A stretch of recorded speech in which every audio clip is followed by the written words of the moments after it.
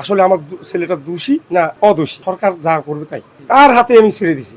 আমার ছেলেকে পুলিশ এসে রাতে যখন 3টার দিকে বললো, আসলাম যখন বললো তো সিদ্ধার্থ কি হয় আমার ছেলে। আমি তো বললাম যে সিদ্ধার্থ আমার বাসায় তো নাই, ওকে আমি ওর কাকার বাসায় শুইতে বলছি।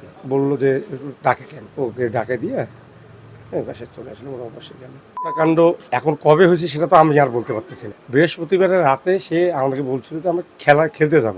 ওর পাশে বন্ধু সীমান্ত আছে, ওই আমি ওর কাছে একটু শুই, ওখানে থাকলে সকালবেলা খেলেছি। এর আগেও দীর্ঘদিন ও ওখানে থাকিয়া খেলতে যাইতো। এখানে অবিশ্বাসের কিছু নেই। আর আমি জানি আমার ছেলে কোনোদিন কোনো নেশাগ্রস্ত না। আর এই সীমান্ত ছেলেটা ওটাও না, দুজনে ভালো ছেলে। কিন্তু মাঝতে যে মুগ্ধ, এদের সঙ্গে একটু মেশে আমরা রাগারাগি হই। কিন্তু ভালোর ভিতরে যে আস্তে আস্তে ঘুম ঢুকে যায়, এটা তো আর কেউ বলতে পারে না। আমরা তো বাবার আসন থেকে বলতে পারবো না যে আর খারাপ। এতগুলো যে এইভাবে হলো, সরকার দেখবে আসলে কি এটা দুইজনের পক্ষে করা সম্ভব না, আরও কেউ জড়িত আছে। কেন এরা নেশাগ্রস্ত, কেন নেশার মাধ্যমে হলো, আমি কিছুই মনে করবো না। সরকার যা করবে তাই। যে ধরে নিয়ে গেছে তারা এটা তদন্ত করবে। আসলে আমার ছেলেটা দোষী না অদোষী, তার হাতে আমি ছেড়ে দিছি।